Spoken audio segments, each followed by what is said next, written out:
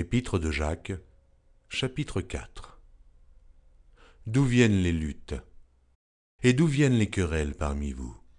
N'est-ce pas de vos passions qui combattent dans vos membres? Vous convoitez, et vous ne possédez pas. Vous êtes meurtriers et envieux, et vous ne pouvez pas obtenir. Vous avez des querelles et des luttes, et vous ne possédez pas, parce que vous ne demandez pas. Vous demandez, et vous ne recevez pas, parce que vous demandez mal, dans le but de satisfaire vos passions. Adultères que vous êtes. Ne savez-vous pas que l'amour du monde est inimitié contre Dieu? Celui donc qui veut être ami du monde se rend ennemi de Dieu. Croyez-vous que l'Écriture parle en vain? C'est avec jalousie que Dieu chérit l'Esprit qu'il a fait habiter en nous. Il accorde au contraire une grâce plus excellente. C'est pourquoi l'Écriture dit « Dieu résiste aux orgueilleux, mais il fait grâce aux humbles. Soumettez-vous donc à Dieu, résistez au diable, et il fuira loin de vous. Approchez-vous de Dieu, et il s'approchera de vous.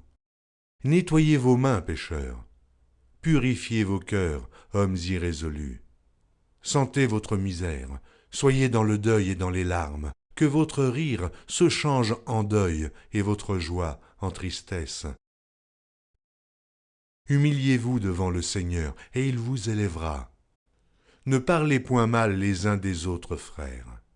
Celui qui parle mal d'un frère ou qui juge son frère parle mal de la loi et juge la loi. Or, si tu juges la loi, tu n'es pas observateur de la loi, mais tu en es juge. Un seul législateur est juge. C'est celui qui peut sauver et perdre. Mais toi, qui es-tu qui juge le prochain?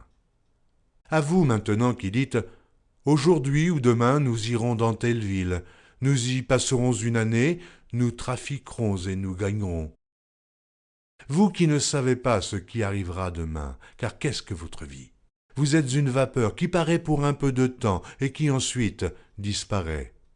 Vous devriez dire au contraire, si Dieu le veut, nous vivrons et nous ferons ceci ou cela. Mais maintenant, vous vous glorifiez dans vos pensées orgueilleuses. C'est chose mauvaise que de se glorifier de la sorte. Celui donc qui sait faire ce qui est bien et qui ne le fait pas, commet un péché.